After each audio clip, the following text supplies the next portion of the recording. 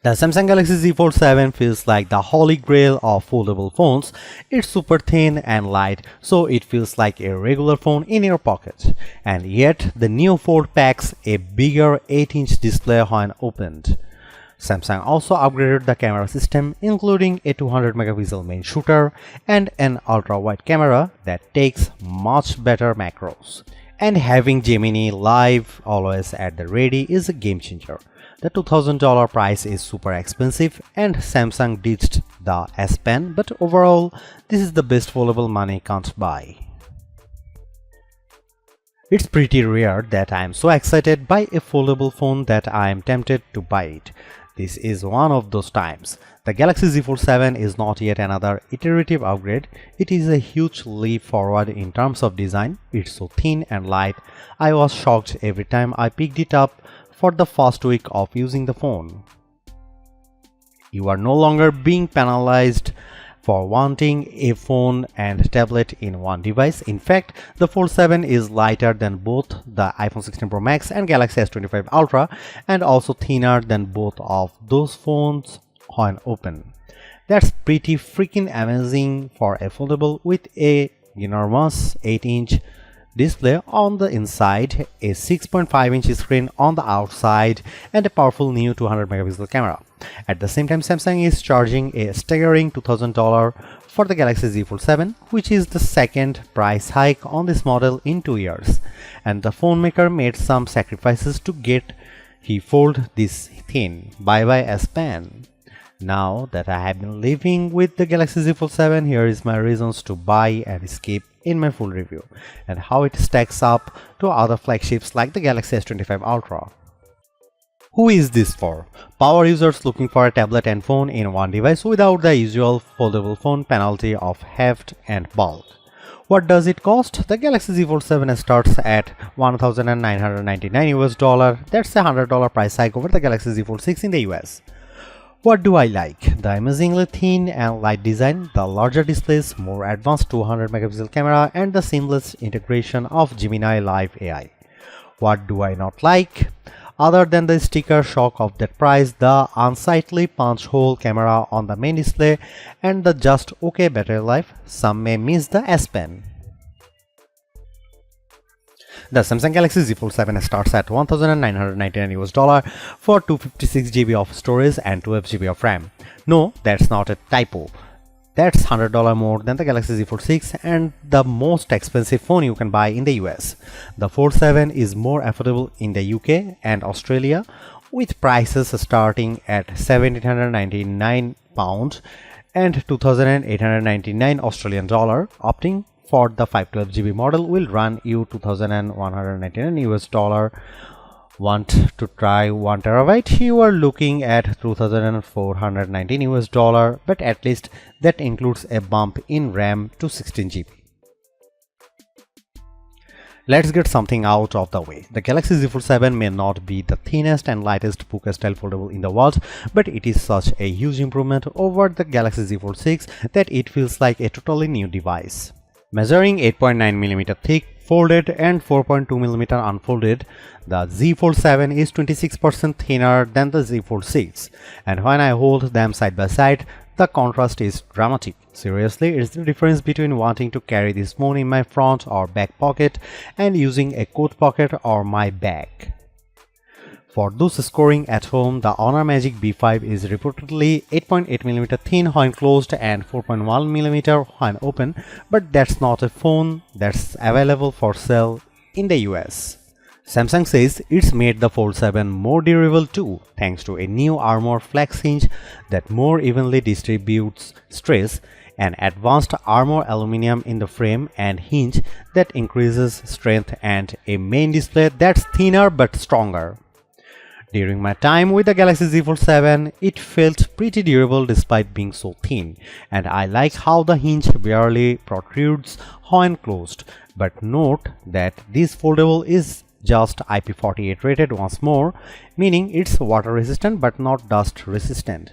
I won't be taking the Fold to the beach. I do have some nitpicks with the design. The first is the camera for the inner display. Samsung moved from an invisible under display camera to a punch hole. It's an eyesore. I also wish the camera bump wasn't so thick. As a result, the phone wobbles when you use it on a table. One more thing, I like the Z Fold 7 could be slightly easier to open. It's so thin, you have to dig your nails in there. How about colors? If you want to stand out, get the bold blue shadow option. I love it. If you don't like fun, get the jet black or silver shadow option. There's also an exclusive mint color on Samsung.com. The Galaxy Z Fold 7 gets 3 major display upgrades versus the Galaxy Z Fold 6. Both the cover and main displays are now larger, and the crease on the unfolded main display is definitely less noticeable. Starting with the inside, the Galaxy Z Fold 7's main display has grown from 7.6 inches to 8 inches, which is pretty big jump. I appreciated the extra real estate when watching the Superman trailer on YouTube, but especially when working on spreadsheets in Google Sheets. You can see a lot more info without scrolling. And it's nice being able to see several open tabs at once when surfing the web in Chrome. The other plus is that Samsung has worked hard to minimize the main display's crease. It is still there, but it is much less noticeable. I put the Z Fold 7 and Z Fold 6 side by side, and the line running down the middle of the screen is a lot more subtle from various angles. So one of the biggest complaints about foldable phones is almost no more. I will say though that the Galaxy Z Fold 6's panel looked a bit richer side by side next to the Z Fold 7 with slightly wider viewing angles. Meanwhile, the Z Fold 7's cover display is now 6.5 inch, up from 6.3 inches on the Fold 6. It's wider too, so I found typing more comfortable. It's certainly not as wide as the S25 Ultra's 6.9-inch panel, but I had no problem checking emails, responding to Slack messages, and changing tracks on Spotify and so on. In our labs, the Z Fold 7's main display delivered a peak brightness of 2310 nits when displaying HDR content compared to 2317 nits for the Galaxy Z Fold 6. So they are comparable. The Galaxy S25 Ultra by comparison reached 1860 nits in the same test. The Z Fold 7's main display also registered 96% of the DCI-P3 color space in natural mode and 105.2% in vivid mode. That's better than the Z Fold 6, and the S25 Ultra was slightly better in vivid mode and slightly worse in natural mode.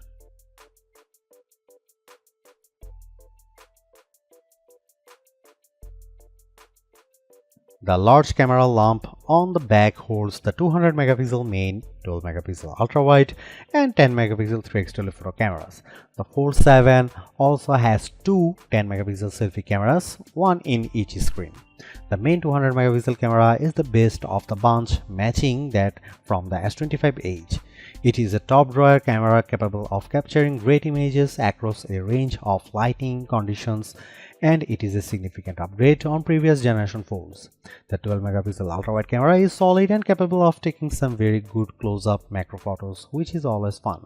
The 3x telephoto camera is equally good, producing great portraits, but it gets a bit soft and grainy indoors and can't match the 5x zooms on top slab phones.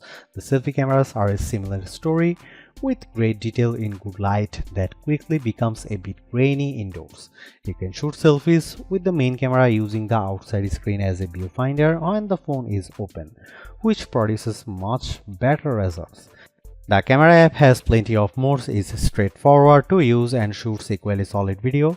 Overall, the Fold 7 has a great camera system that is not a significant downgrade on flagship slab phones, which is thoroughly impressive. Here are some camera samples of the new Samsung Galaxy Z Fold 7.